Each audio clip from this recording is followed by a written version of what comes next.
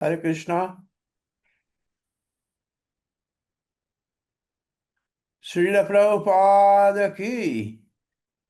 परम पूज्य लोकनाथ स्वामी महाराज जपटा की। गौर भक्त वृंद की रिताई गौर प्रेमानंदे। गुरवे गौरचंद्राय राधिकाय तदालय कृष्णाय कृष्ण भक्ताय तद्भक्ताय नमो नमः। ओम नमो भगवते वासुदेवाय। ओम नमो भगवते वासुदेवाय। ओम नमो भगवते वासुदेवाय। कृष्णाय वासुदेवाय देवकी नंदनाय च नंद गोप कुमाराय गोविंदाय नमो नमः। नमो महावदनाय कृष्ण प्रेम प्रदायते कृष्णाय कृष्ण चैतन्य नामनि गौरात्वेषे नमः।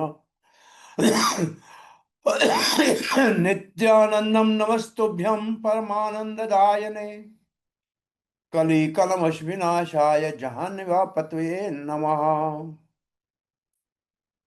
वागीश्वरी यस्य वदने लक्ष्मी यस्य वक्षसि यस्यासि हृदये संवित्तं नरसिंहमहं भजे। जय श्री कृष्ण चैतन्य प्रभु नित्यानंद श्री अद्वैत गदाधर शिवासदि गौर भक्त वृंदा। हरे कृष्णा कृष्णा कृष्णा हरे हरे हरे राम राम राम हरे हरे। श्री लोकनाथ स्वामी महाराज के जपा टाक के भक्तवृंद, 2 दिवस के उपरांत आने वाली गौर पूर्णिमा भगवान श्री पतित पावन गौरंग महाप्रभु कलयुग पावन अवतार के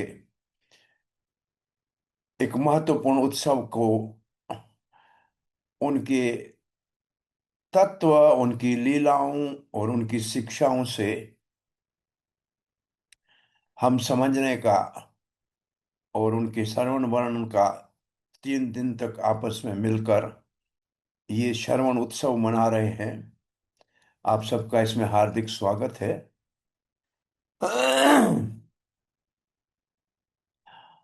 वैसे श्री चैतन्य महाप्रभु के अवतार का कारण और उनका तत्व, उनकी लीला और उनकी शिक्षाएं, ये 4 विभाग में इसको समझा जा सकता है। तो आज हम एक दृष्टि से चैतन्य महाप्रभु के अवतार के बाहर के कारण के कुछ चैतन्य चरितामृत से श्लोकों का श्रवण करेंगे। तो एक श्लोक पहला हर अध्याय में कविराज गोस्वामी संस्कृत में लिखते हैं और आदि लीला का हम तीसरा अध्याय उसके पहले श्लोक का आज पाठ कर रहे हैं। श्री चैतन्य प्रभुम वंदे, हम वंदना करते हैं, हम प्रार्थना करते हैं श्री चैतन्य महाप्रभु को। यहां श्री चैतन्य के आगे जो श्री लगा है, इसका मतलब राधा तत्व के साथ कृष्ण का तत्व है जो चेतन है। ऐसे युगल स्वरूप राधा कृष्ण का जो इस धरती के ऊपर एक दिव्य अनुपम अवतार जो मात्र ब्रह्मा जी के एक दिन में एक बार होता है और वो भी कलयुग के प्रथम चरण में होता है, उसकी हम वंदना करते हैं। यत प्रसाद आश्रय, यत मतलब भगवान श्री चैतन्य महाप्रभु के, प्रसाद मतलब कृपा, आश्रय मतलब उनके चरणों का शरण।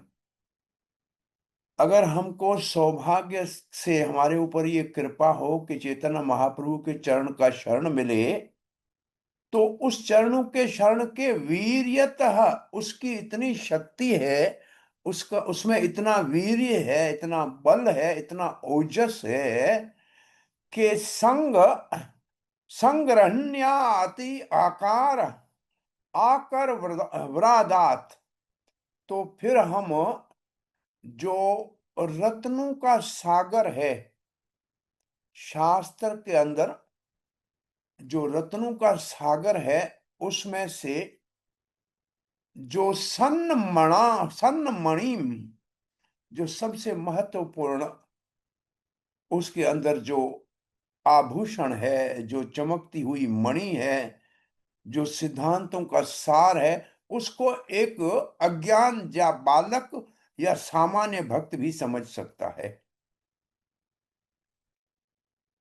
तो इसमें मुख्य शब्द है भगवान चैतन्य महाप्रभु के चरणों के शरण लेने का प्रसाद जिसको प्राप्त हो।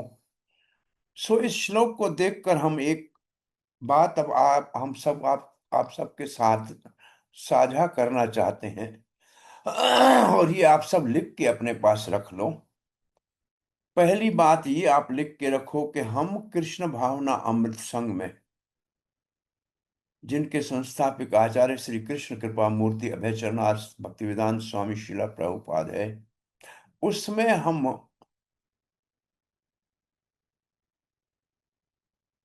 आए हैं।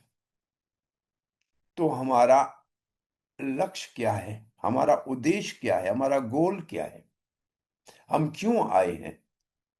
तो उसके लिए आप पहली लाइन में लिखो, हम कृष्ण भावना अमृत संघ में कृष्ण प्रेम को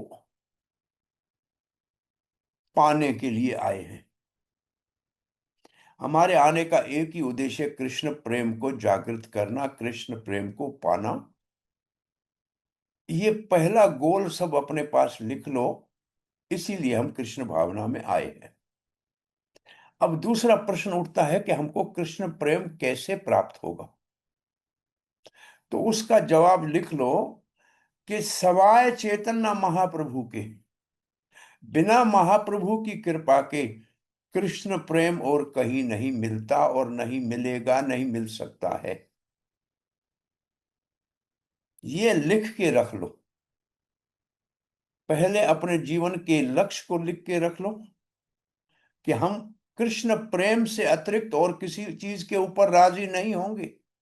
हमें कुछ भी मिल जाए, संसार का साम्राज्य मिल जाए, स्वर्ग का साम्राज्य प्राप्त हो, चार प्रकार की मुक्ति मिल जाए, हमें कुछ भी नहीं चाहिए।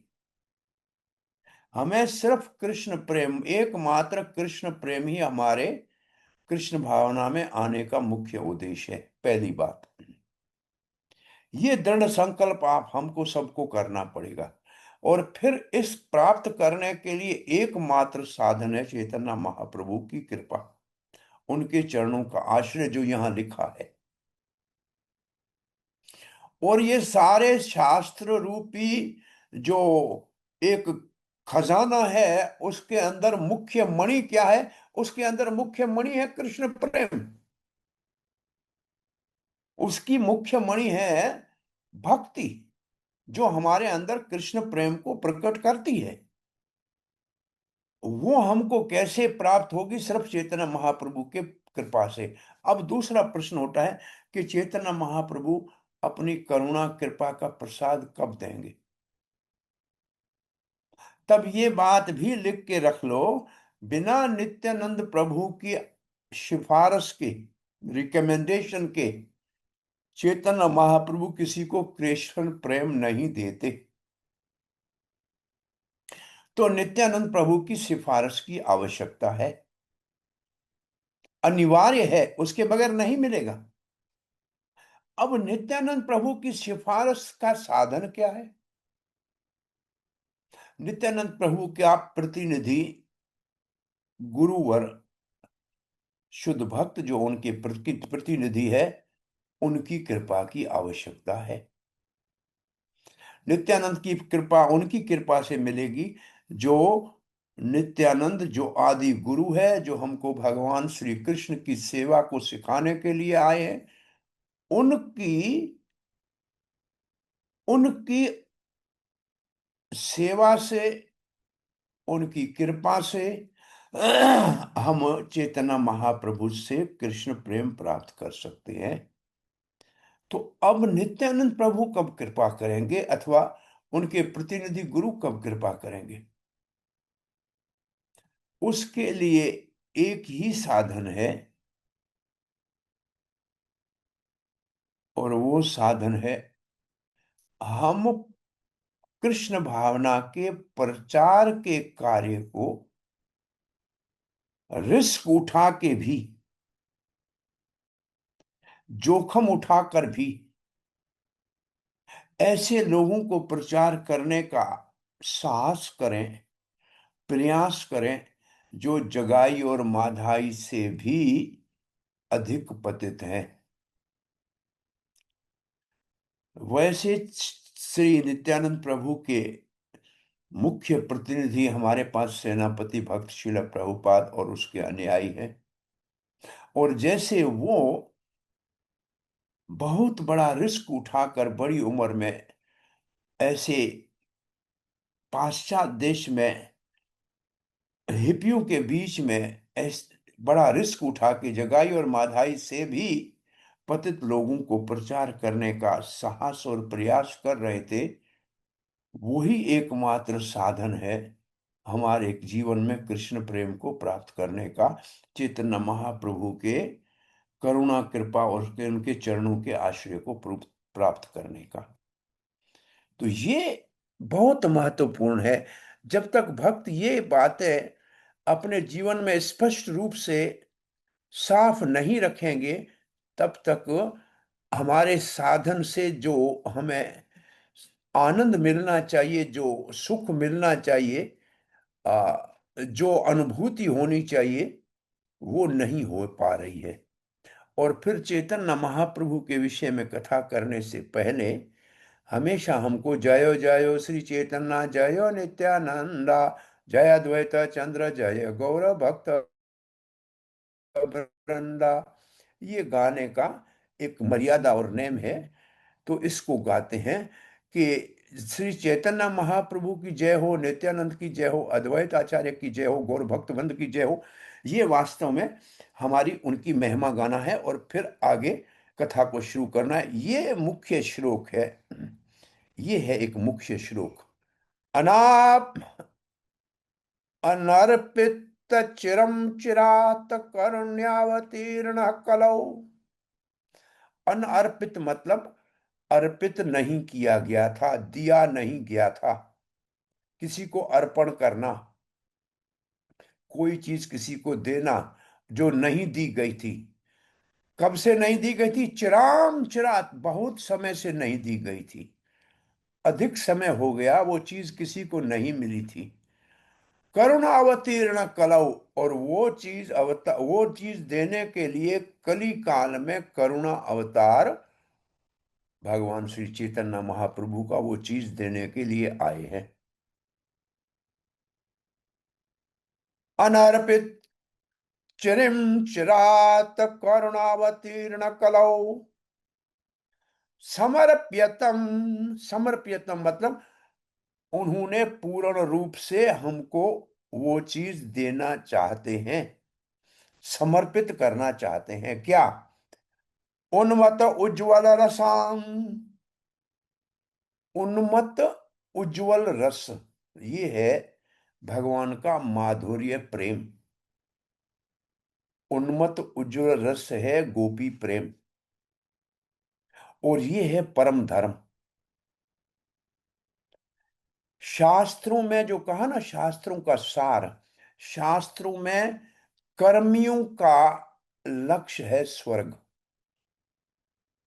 वो शास्त्र में स्वर्ग को ढूंढते हैं। ज्ञानियों का लक्ष्य शास्त्र में ब्रह्म में लीन होना। और सामान्य वैदिक भक्तों का लक्ष्य है वैकुंठ में 4 प्रकार की मुक्ति प्राप्त करना। ये 3 धर्म है। ये इनमें से एक भी परम धर्म नहीं है।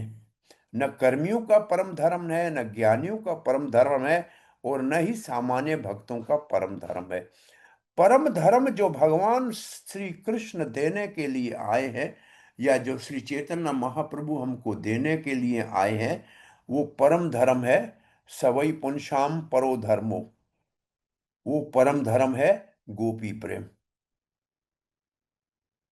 जिसको चैतन्य महाप्रभु कहते हैं व्रज वधु वर्गेण। व्रज वधु वर्गेण, भागवत में जो अमल शास्त्र है, जो गोपी का प्रेम है, जैसे ब्रजवासी भगवान से प्रेम करते हैं, वो उज्जवल, वो है उज्जवल, उन्मत्त उज्जवल रस। ये परम धर्म देने के लिए आए हैं चेतन। और वो है क्या? स्वभक्ति। वो है श्री कृष्ण की भक्ति। सारे सारे जोनियों में मानव जन्म महान है। मानव जन्म में जितने साधन भगवत प्राप्ति के हैं, उनमें भक्ति महान है। और भक्ति में कई साधन है, उसमें कीर्तन सबसे मुख्य साधन है। और कीर्तन में भी गुण का कीर्तन है, रूप का कीर्तन है, लीला का कीर्तन है, धाम का कीर्तन है, नाम का कीर्तन है। इन सब कीर्तन में नाम कीर्तन सर्वोपरि है। और उस नाम संकीर्तन को इस दुनिया में देने के लिए चैतन्य महाप्रभु का अवतार हुआ है। तो स्वभक्ति श्रियम। श्रियम, यह श्री का अर्थ है सुंदर। और हरि पुरट्ट सुंदर द्योति कदम्ब संदीपित। वो बहुत सुंदर सोने जैसे गौर वर्ण के रंग में चमचमाते चमकते हुए प्रकट हुए। उसके लिए प्रार्थना क्या है कविराज गोस्वामी की? सदा हृदय कंदरे स्फुरितो वह सची नंदन। वो सची नंदन श्री चैतन्य महाप्रभु हमारे हृदय के गुफा में, हमारे हृदय के कमल सरोवर के ऊपर प्रकट हो जाएं। ये श्लोक जो है, ये श्लोक जो एक नाटक लिखा है श्रील रूप गोस्वामी, विगत माधव नाटक के अंदर, एक प्रकार का मंगलाचरण का श्लोक है। इसमें आशीर्वाद मांगी जा रही है कि भगवान हमारे हृदय में प्रकट हो। अब देखिए इस श्लोक का अर्थ कैसा लिखा हुआ है। ऐसे हमारे जीवन में घट जाए कि परम पुरुष भगवान जो सची नंदन के नाम से विख्यात हैं, जो दिव्य हमारे हृदय के अंदर प्रकट हो जाएं।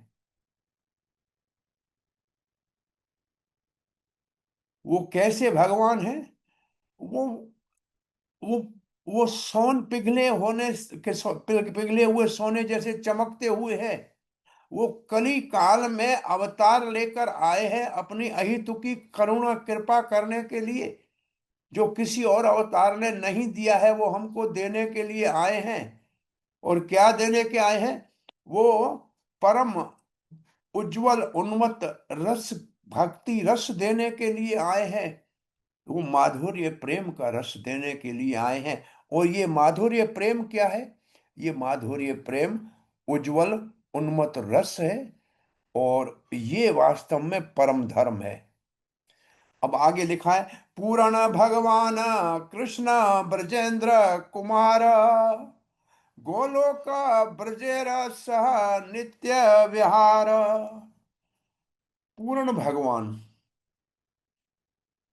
परिपूर्ण भगवान कृष्ण ब्रजेंद्र कुमार। ब्रजेंद्र मतलब नंद गोप। नंद कुमार का जो, वो नंद नंदन का जो कुमार है, नंद बाबा का जो बालक है, नंद नंदन कृष्ण है। कहाँ कहाँ रहते हैं? गोकुल में रहते हैं। कृष्णा जिनका नाम है, गोकुल जिनका धाम है, यशोदा जिनकी मैया है, नंद जी बापैया है। ये है ब्रजेंद्र नंदन कुमार कृष्ण की पहचान। वो क्या करते हैं? ब्रजेर सह नित्य विहार।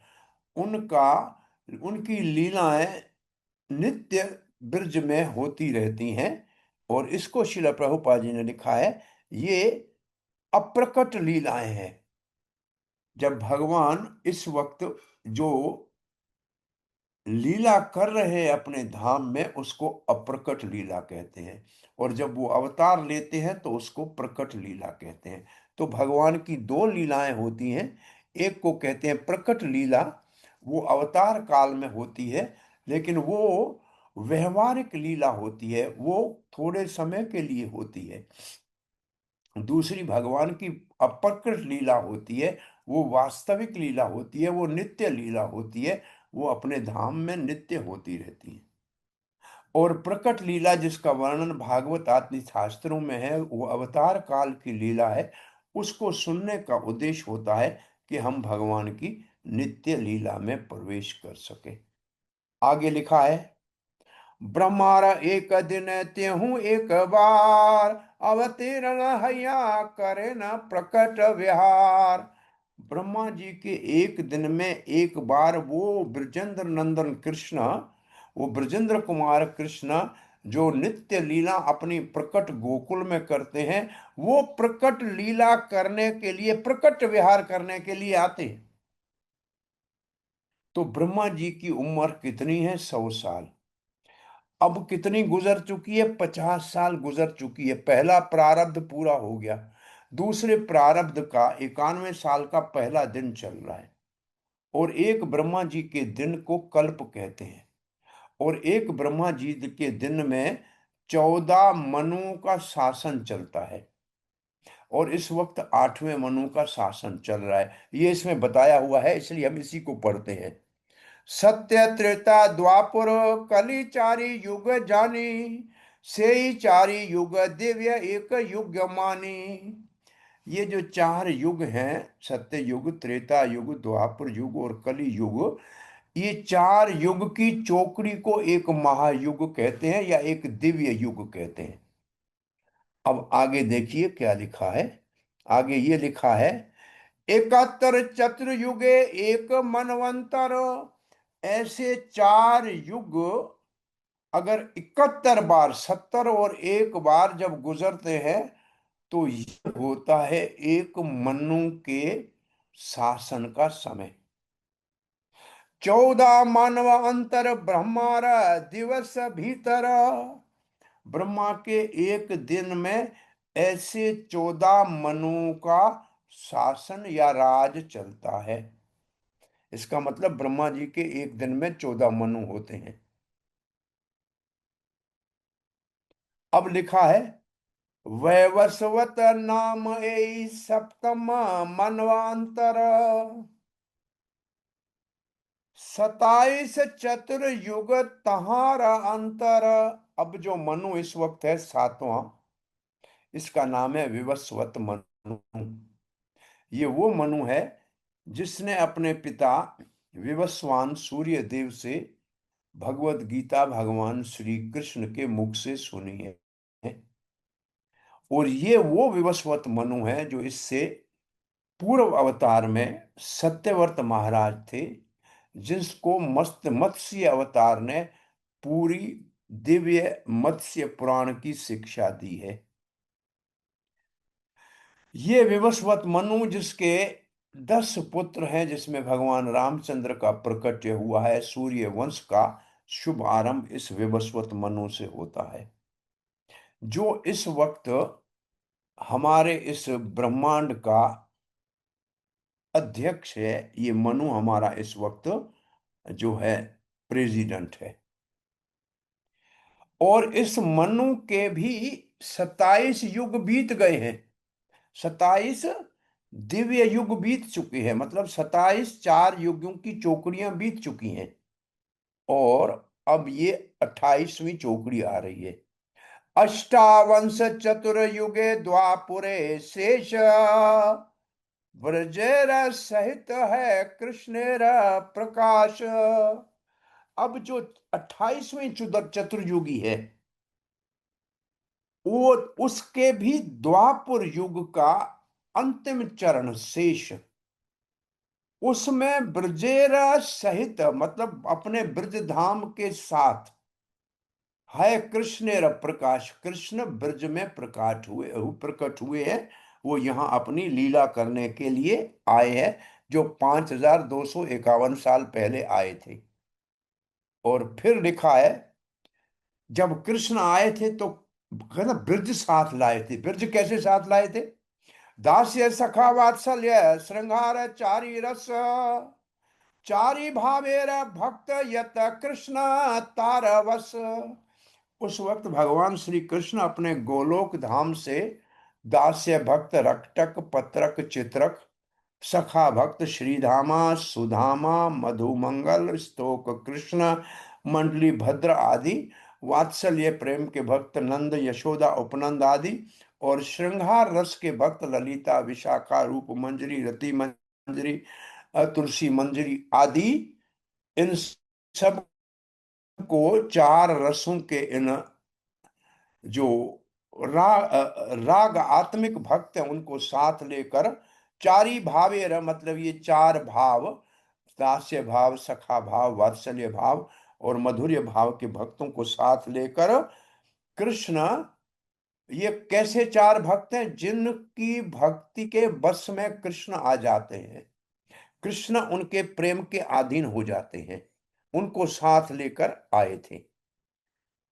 दास सखा पिता माता कांता गण लैया, ब्रजय क्रीड़ा करे कृष्ण प्रेमाविष्ट हैया।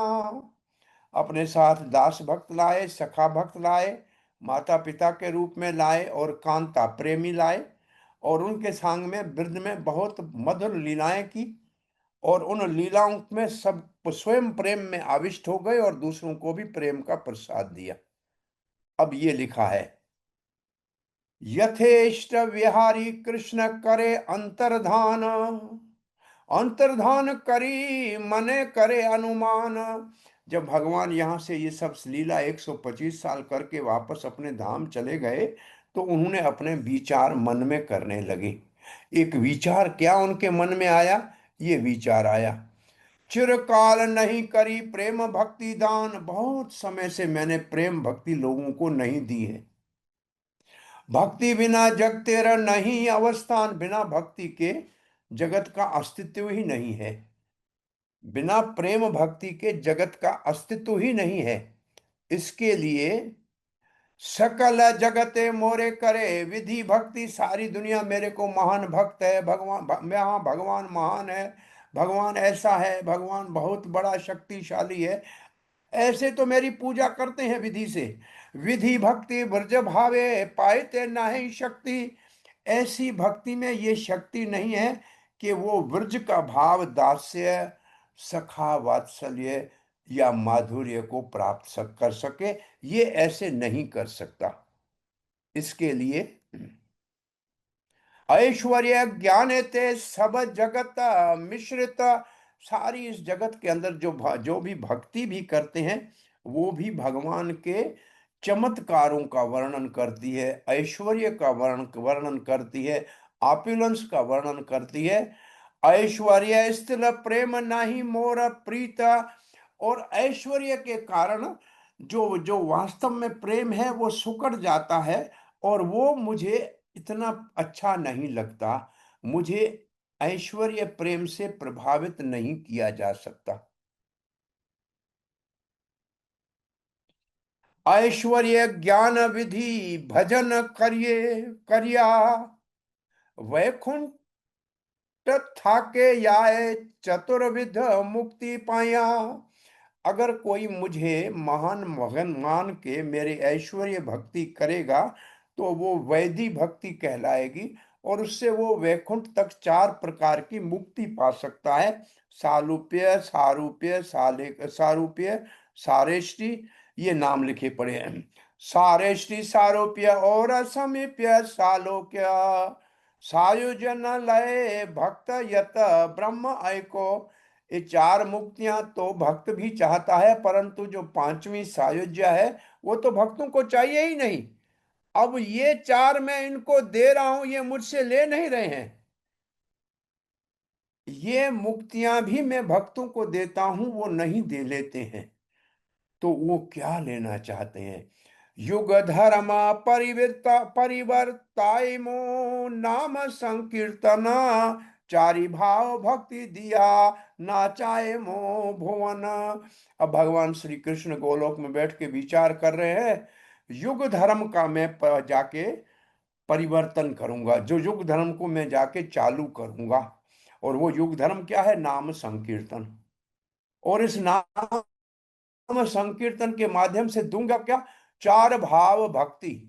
चारी भाव भक्ति मतलब दास्य सखा वात्सल्य और माधुर्य भक्ति, मैं सबको देके और प्रेम में नचाऊंगा। नचाई मुंह भुवन, इस धरती के ऊपर, इस भूमंडल के ऊपर इन भक्तों को मैं हरिनाम संकीर्तन से नृत्य कराऊंगा। आपनी करीमो भक्त भाव अंगीकारे, मैं स्वयं कृष्ण भक्त बन के जाऊंगा। इस बार भगवान बन के नहीं जाऊंगा, भक्त के भाव को अंगीकार करूंगा। आपनी आचरी भक्ति सिखाए मो सबारा, और मैं अपने आचरण से सबको भक्ति सिखाऊंगा। इसके लिए कभी हम सामान्य लोगों को सामान्य भाषा में समझाना होता है तो ऐसे कहते हैं कि भगवान श्री कृष्ण जब इस धरती के ऊपर अवतार लेकर आए थे 5251 साल पहले, तब उन्होंने भगवत गीता का मुख्य उपदेश दिया। और उस भगवत गीता में बहुत सारे उपदेश दिए, अनेक उपदेश दिए, लेकिन एक आदेश दिया। उपदेश थे कर्म योग, ज्ञान योग, ध्यान योग, जो अपना यज्ञ, कई कर्म कांड, ये सब उपदेश तो बहुत सारे हैं गीता में, पर गीता में आदेश एक है। आदेश है भाव मत भक्तो।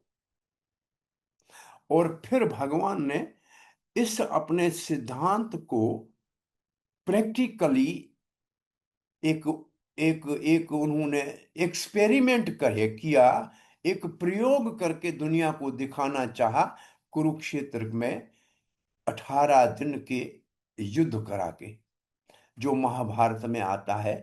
उस युद्ध में भगवान ने ये दुनिया को एक प्रयोग करके, एक्सपेरिमेंट के करके दिखाया कि जो मेरे भक्त हैं वो मात्र भक्ति करने वाले ही सुरक्षित हैं, न मे भक्त प्रणश्यति, और जो भक्त नहीं है वो काल के गाल में विनाश होके समाप्त हो जाते हैं।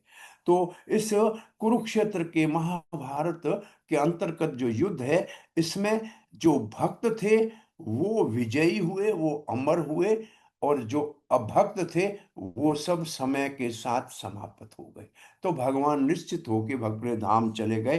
बोला अब लोगों को मैंने कहा नहीं है सिर्फ गीता में, करके भी दिखाया है कि जो भक्ति करेंगे वही सुरक्षित रहेंगे। भगवान ने कहा तो सब भक्ति करेंगे। भगवान गोलोक चले गए, अपनी गैया चराने शुरू भी शुरू कर दी, ग्वाल बालों के संग में धेनु चरा रहे हैं। तब नारद जी से पूछा भगवान ने, अब तो भक्ति कर रहे हैं ना सारे कलयुग में।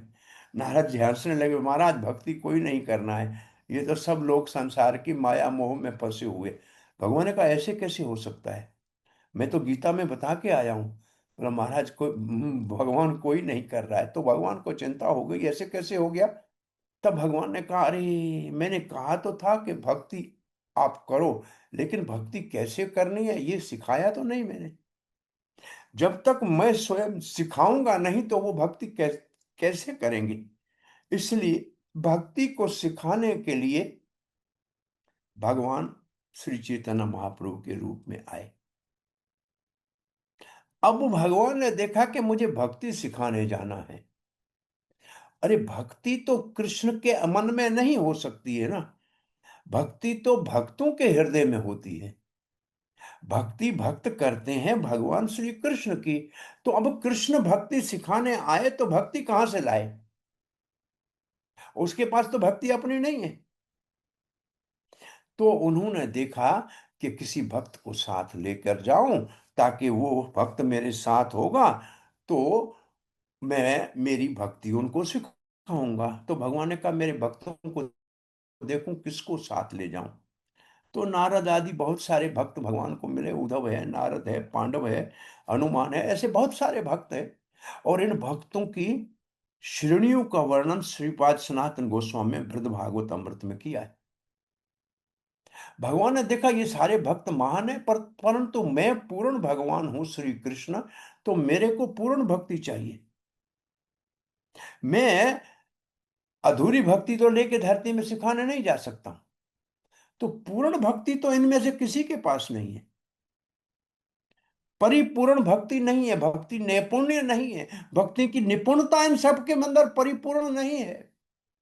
तब भगवान की दृष्टि अपने ही अंग से उत्पन्न अपनी हलादिनी शक्ति के स्वरूप राधा रानी के ऊपर पड़ी, जिसके अंदर परिपूर्ण भक्ति नैपुण्य है।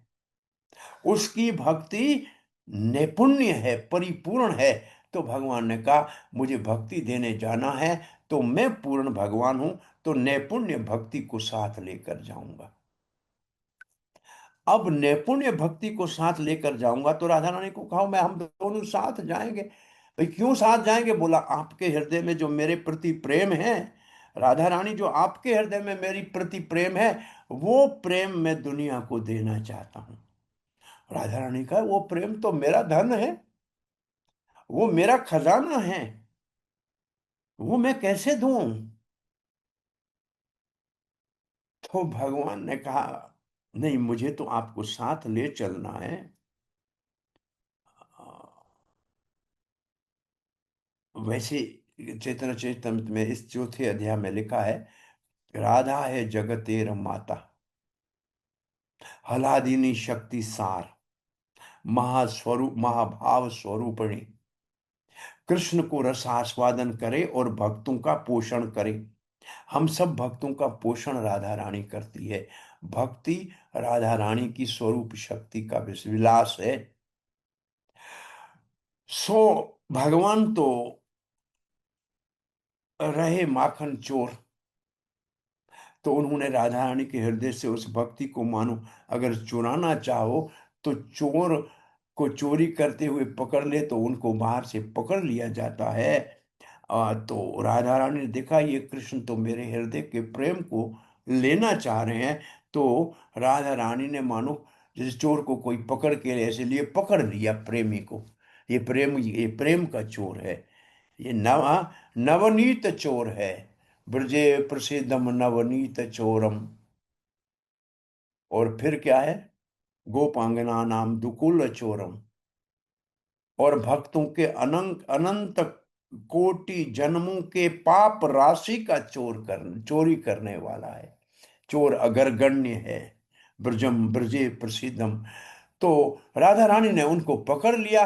तो जो पकड़ा हुआ रूप है बाहर से, वो तो राधा रानी के रंग का है, और अंदर में श्री कृष्ण है। तो अब बाहर में राधा रानी के कांति को, उनके रंग को और उनके भाव को अंगीकार करके श्री कृष्ण गौरंग महाप्रभु के रूप में अपना प्रेम देने के लिए अवतार लेकर आए। और यहाँ लिखा है, आपने ना कैला धर्म सिखाऊं ना जाया, यही तो सिद्धांत गीता भागवत गाए। अगर मैं स्वयं जाकर भक्ति वाला धर्म नहीं सिखाऊंगा, तो लोग कैसे सीखेंगे? अपना आचरण से अगर मैं नहीं सिखाऊंगा तो लोग कैसे सीखेंगे? ये तो गीता और भागवत में कहा हुआ है। तो अब ये चार श्लोक दिए हैं भागवत के और गीता के, ये पहले गीता के दिए हैं। धर्म की स्थापना करने, अधर्म का नाश करने के लिए मैं आता हूँ, भक्तों के संरक्षण के लिए और अधभक्तों के विनाश के लिए और धर्म की स्थापना के लिए मैं युग युग में आता हूँ। और फिर लिखा है, अगर मैं इस लोक में अवतार लेकर काम नहीं करूं, तो लोग जो है वो वर्ण शंकर हो जाएंगे, इसलिए मैं सब कुछ कार्य करता हूं। यद यद आचरति श्रेष्ठ। फिर ये उदाहरण दिया है कि जैसे श्रेष्ठ आचरण करते हैं वैसे सामान्य लोग करते हैं। तो मैं श्रेष्ठ हूं, मैं आचरण करूंगा, मैं ही भक्ति सिखाऊंगा। युग धर्म प्रवर्तन है अंश है ते। अब श्री कृष्ण कहते हैं, अब इसमें जो धर्म स्थापना की बात कही है ना, यथा यदा यदा यदा ही धर्म से, ये धर्म की स्थापना का काम करना मेरे अंश विष्णु का है। भगवान विष्णु जिनको सृष्टि का पालन करना है, उसी का काम है धर्म की स्थापना करना। आमी बिना अन्य नारे ब्रज प्रेम दीते। वो धर्म तो स्थापन कर लेंगे, अधर्म का नाश कर लेंगे। साधुओं की संरक्षण, जैसे प्रहलाद महाराज की रक्षा के लिए नरसिंह देव अवतार लेके आके ये कार्य भी कर सकते हैं। लेकिन ब्रज का प्रेम श्री कृष्ण कहते मेरे बिना और कोई नहीं दे सकता। आमा बिना, मेरे बिना, अन्य नारे ब्रज प्रेम दीते दीते, और कोई ब्रज का प्रेम नहीं दे सकता है मेरे अंत, मेरे अतिरिक्त और कोई नहीं दे सकता है।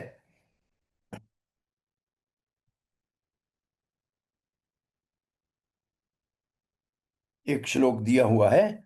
संत अवतार बहव, बहुत से अवतार होते हैं। पंकज नाभस्य सर्वतो भद्रा, और वो सब कमल नाभ मतलब गर्भोदक्षाई विष्णु, जिसकी नाभि से कमल निकलता है, वो जो कल्याणकारी है वहां से आते हैं। कृष्ण अन्य को वा लता स्व अपि प्रेम दो भवती, परंतु कृष्ण का जो अवतार है वो प्रेम देने के लिए आता है। कौन किसको देने के लिए आया है? जो शरणागत भक्त है। ये बिल्वमंगल ठाकुर का लघु भागवत अमृत में श्लोक है।